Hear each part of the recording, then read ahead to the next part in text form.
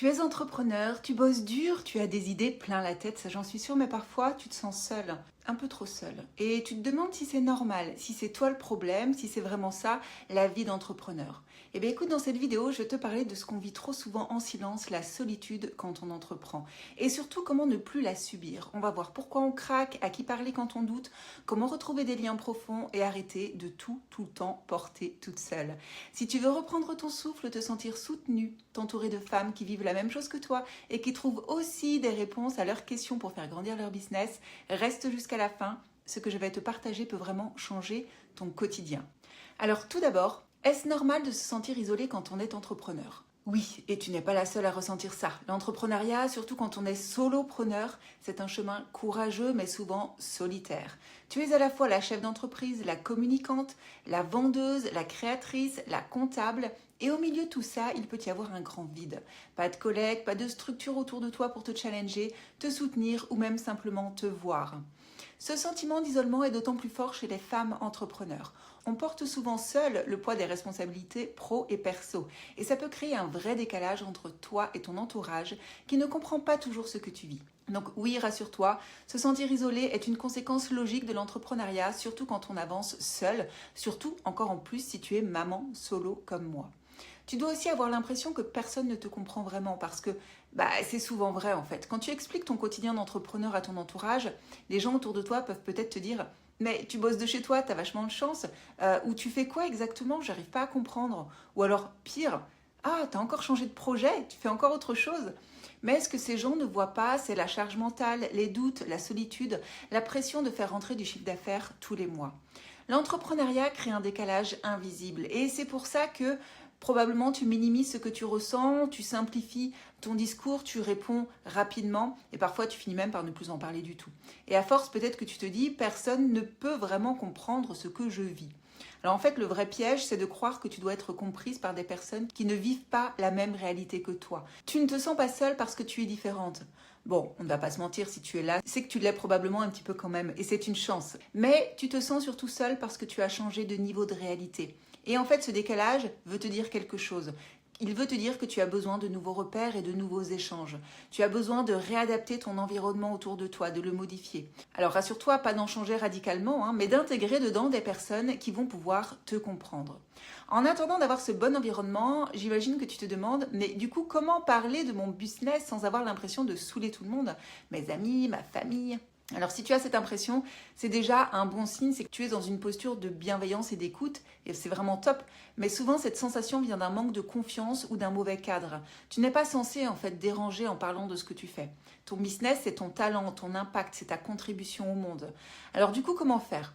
Alors, je t'invite à commencer par leur parler des gens que tu aides, de leurs problématiques, de leurs frustrations et de la façon dont toi tu les soulages. Et puis, tu peux aussi toi-même poser des questions plutôt que de faire un monologue. Et surtout, ne pas attendre l'intérêt de tout le monde. Parle aux personnes qui sont prêtes à entendre ton message. Tu peux te rapprocher par exemple d'un réseau bienveillant entre pairs, P-I-R-E-S, où les personnes entrepreneurs connaissent tes problématiques et seraient ravis de t'aider à résoudre les tiennes. Et que ce soit avec son entourage ou avec d'autres entrepreneurs, peut-être que tu te poses aussi cette question. Comment parler de mon business sans avoir peur qu'on me vole mes idées ? Alors ça, c'est une vraie question et beaucoup d'entrepreneurs se la posent. Mais cette peur, bien que compréhensible, peut vite devenir un frein à ta croissance. Voici deux réalités qu'il faut que tu gardes en tête. D'abord, ton idée ne vaut rien sans toi. Ce qui fait ta différence, ce n'est pas juste cette idée, c'est ta manière unique de la porter. C'est ton énergie, ta vision, ta méthode et ton expérience. Et en deux, ce qui te protège, c'est ton action. Plus tu avances, plus tu mets les choses en place, plus tu poses ton autorité et plus tu es devant tout le monde. Le secret, ce n'est pas de cacher, c'est d'occuper tout l'espace. Et deux personnes peuvent bien avoir la même idée, l'une n'en fera rien, l'autre en fera un business qui vivra pendant très longtemps. Et voici ce qu'on ne peut pas te voler. Ta façon de penser, ta manière de relier les concepts, ton vécu surtout, ton énergie et ta lecture de ce qui se passe réellement. Et paradoxalement, sache que plus tu partages intelligemment, plus tu deviens identifiable et moins on peut te copier. Et plus aussi tu peux accélérer et être loin devant les autres. Si tu gardes tes idées pour toi par peur, tu empêches les autres de les reconnaître, de t'encourager, de t'acheter ou de t'ouvrir des portes. Donc ce n'est pas le partage qui est dangereux, c'est vraiment d'être isolé dans son coin. Alors, du coup, mais à qui parler quand tu dois prendre des décisions importantes et comment arrêter de douter quand tu n'as personne pour valider tes choix et comment avancer quand tu te sens seul à tout gérer? Effectivement, quand tu es entrepreneur, tu portes tout sur tes épaules. Les décisions stratégiques, la gestion du quotidien, les montagnes russes émotionnelles, et je sais que tu les connais. Et parfois, tu tournes en boucle dans ta tête, tu doutes, tu hésites, tu retardes les actions parce que tu es seul à penser. Tu es seul à décider et à assumer, donc tu procrastines. Mais en fait, ce n'est pas parce que tu es solopreneur que tu dois être seul. Ce qu'il te faut, ce sont des miroirs et de la clarification. Des personnes donc qui comprennent les enjeux de ce que tu vis, qui connaissent aussi la pression que tu ressens en toi et qui peuvent écouter sans projeter leur propre peur et surtout te proposer des solutions. Donc tu as besoin en fait d'un espace où tu peux poser tes questions, exprimer tes doutes, entendre d'autres femmes entrepreneuses te dire « mais moi aussi je ressens ça, moi aussi je vis ça » et surtout avoir des réponses. C'est exactement ce qu'on vit dans notre réseau entre femmes entrepreneurs. Dans nos masterminds, tu peux apporter une problématique et en sortir avec des idées concrètes, un plan d'action, du soutien et parfois même des clients. Tu n'es plus en train de porter toute seule, tu es portée par l'intelligence collective. Et quand tu prends une décision importante, c'est tellement rassurant de pouvoir la tester, la valider ou la challenger avec des femmes qui te comprennent et qui veulent ton succès. Si tu veux savoir comment ça se passe, viens à notre réunion d'info gratuite en cliquant sur le lien dans la description. Nous sommes déjà certainement dans ta ville. Et tu sais, on progresse dans le business quand on est entouré, pas seulement quand on est forte. Parce que ça, on l'est déjà de toute façon. En fait, c'est simple. Moi, j'ai été 15 ans précaire dans l'entrepreneuriat parce que j'étais complètement seule. Mais depuis que je m'entoure des bonnes personnes, mon chiffre d'affaires explose. Cette année, on devrait largement dépasser le million.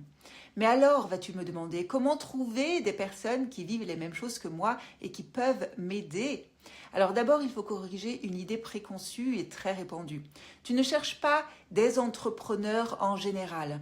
Tu cherches des personnes au même niveau de réalité que toi et ce n'est pas avoir le même métier, être au même stade exact ou utiliser les mêmes outils, bien au contraire. Car cela ne ferait que t'enfermer dans quelque chose que tu penses devoir être, avoir ou faire.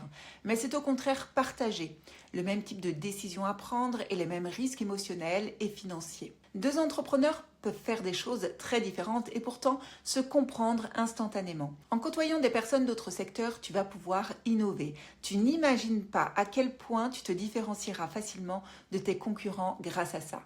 Beaucoup d'entrepreneurs cherchent au mauvais endroit, comme des communautés gratuites sans vraiment de cadre posé, des espaces où personne n'ose dire vraiment ce qu'il pense et surtout où les réponses manquent exprès de précision. Ce genre d'environnement n'est vraiment pas conçu pour avancer. Tu trouves les bonnes personnes quand l'espace est intentionnel, on sait pourquoi on est là, quand les échanges sont réguliers, quand ce n'est pas un événement comme ça de temps en temps, et quand il y a un minimum de cadre et de sécurité. Et c'est pas tant la quantité de personnes qui compte, c'est vraiment la qualité du contexte. Tu te sens probablement seul parce que tu n'as pas encore trouvé le bon écosystème. Il faut donc trouver le bon espace pour toi. Je te donne quelques exemples. Ça peut être par exemple des groupes de coworking structurés où on travaille en même temps, où on partage les blocages en direct et où on avance. Ça peut être des masterminds, des cercles de réflexion, des personnes qui ont les mêmes enjeux et les mêmes décisions stratégiques à prendre et qui se donnent des feedbacks honnêtes. Ça peut être des groupes d'accountability. Ils t'invitent à passer à l'action parce que tu vas annoncer ton objectif, il va y avoir un suivi et des débriefs réguliers. Ça peut être aussi des cercles de parole entre entrepreneurs. Ça peut être aussi des réseaux d'entrepreneurs locaux où on te recommande et dans lesquels on va aussi comprendre ce que tu vis. Alors justement, est-ce que ça vaut le coup d'investir dans un réseau quand on débute? C'est justement quand tu débutes que tu as le plus besoin d'un réseau. Pas juste pour les contacts, mais aussi pour l'énergie, les outils, les bonnes pratiques, les retours d'expérience, la clarté sur ton offre, ton positionnement et ta stratégie. La vraie question c'est, est-ce que je peux me permettre de rester seule? Et ça, j'en suis pas sûre. Quand on débute, on pense souvent « j'attendrai d'être plus avancé, j'attendrai d'avoir plus d'argent ». Mais en réalité, c'est au début qu'on doute le plus et qu'on prend les mauvaises décisions, qu'on ne choisit pas le bon modèle économique, qu'on choisit les mauvaises stratégies marketing, qu'on ne sait pas par où aller ni comment faire. Et c'est au début du coup qu'on se décourage et en silence. Un bon réseau est un raccourci. Moi, si j'avais réussi à rentrer dans un réseau avec en plus autant de richesse que dans le nôtre, jamais je n'aurais été précaire. Bon, ceci dit, il aurait fallu justement qu'on m'y apprenne tous les modèles éco, toutes les stratégies marketing, etc. Et ça, il y a ça que dans le nôtre, mais chut, il ne faudrait pas qu'on soit trop nombreux. Un bon réseau te permet de te rassurer, d'éviter des erreurs coûteuses et surtout, de gagner du temps et de l'énergie. Et spoiler d'ailleurs, dans le nôtre, on fait tout ce que je t'ai cité tout à l'heure, les masterminds, les groupes d'accountability. On a aussi des coworking sur tous les sujets entrepreneuriaux et des groupes de parole. Alors, je te parle du mien, donc tu comprendras qu'il y a plein de réseaux qui existent. Parce que dans certains réseaux, on pitch, on se compare, on se vend, et en ce qui me concerne, je déteste ça. Cette posture et cette méthode ne me conviennent pas du tout. Il faut que tu trouves un espace relationnel de qualité, où on partage de vrais enjeux, dans des échanges guidés, où on se revoit, où on construit quelque chose dans la durée, et où il y a une culture de la confiance, pas de la performance. Le bon réseau ne t'apporte pas juste des contacts, il t'apporte aussi un sentiment d'appartenance. Et il te fait aussi grandir, il t'apporte de l'autonomie, du contrôle et de la sécurité sur tes revenus. Parfois, on peut quand même se demander si la solitude fait partie du prix à payer quand on entreprend. Du coup, quand tu as le bon environnement, non. Mais ce qui est vrai en revanche, c'est que quand tu entreprends, tu sors des cadres classiques, tu prends des décisions que peu de gens autour de toi prennent et tu vis une intensité émotionnelle quand même assez particulière, on peut quand même se le dire. Donc le décalage est normal. Mais par contre, l'isolement, c'est optionnel. Notre devoir en tant qu'entrepreneur, c'est de choisir consciemment avec qui on avance. C'est de créer ou de rejoindre des espaces qui nous ressemblent et c'est surtout arrêter de croire que l'on doit tout porter toute seule. Les entrepreneurs qui durent, mais surtout qui se sécurisent financièrement, sont celles qui s'entourent le mieux. Je t'ai donné mon exemple et c'est tellement vrai. Tu peux peut-être aussi te demander, et si ce n'était pas mon business le problème, mais le fait de l'avoir construit seul justement. Parce qu'un business n'est pas juste des offres et une page Insta, c'est un écosystème, une belle et forte dynamique. Et si tu n'as jamais été accompagné, soutenu, challengé ou inspiré, tu ne peux pas tout deviner, tu ne peux pas tout savoir. Tu as peut-être posé les bonnes fondations, mais sans les bons outils, les bons retours ou les bonnes stratégies, ça ne décolle pas et c'est normal. Ce qui change tout, ce n'est pas d'avoir une nouvelle idée ou le nouvel outil à la mode, mais d'être entouré des personnes qui te montrent comment incarner ton offre, comment la vendre et la rendre rentable. Et surtout, de ne plus devoir porter ça seul. Du coup, je peux te conseiller plusieurs choses. D'abord, rejoins un réseau. Le réseau qui te ressemble le plus. Et à l'intérieur de ce réseau, en plus d'être recommandé, en plus d'apprendre, en plus bien souvent aussi de créer des relations plus profondes et même de se créer des nouveaux amis, tu vas pouvoir aussi y trouver des partenaires. Créer un partenariat ou une association peut diviser par deux ton niveau de stress. Donc ça peut vraiment t'aider à te donner plus de confiance et plus d'élan pour atteindre tes résultats. Et rassure-toi, bientôt aussi, quand ton business va exploser, et je te le souhaite de tout cœur, tu vas pouvoir aussi commencer à déléguer, à créer ta propre équipe et à choisir les personnes avec qui tu vas travailler. Là non plus, tu ne seras plus seul, tu auras construit ta propre famille et vous allez pouvoir continuer à grandir ensemble. En conclusion, je te dirais que la solitude, si elle est subie, est évitable. Nous sommes des millions d'entrepreneurs à pouvoir te tendre la main. Parfois, la solitude peut être choisie et c'est aussi très bien parce que le plus important, c'est de faire tourner nos business et d'être heureux, seul ou bien accompagné. Abonne-toi à ma chaîne si ce contenu t'a plu. Je te souhaite beaucoup de réussite en tout cas et surtout d'être bien entouré. Prends bien soin de toi.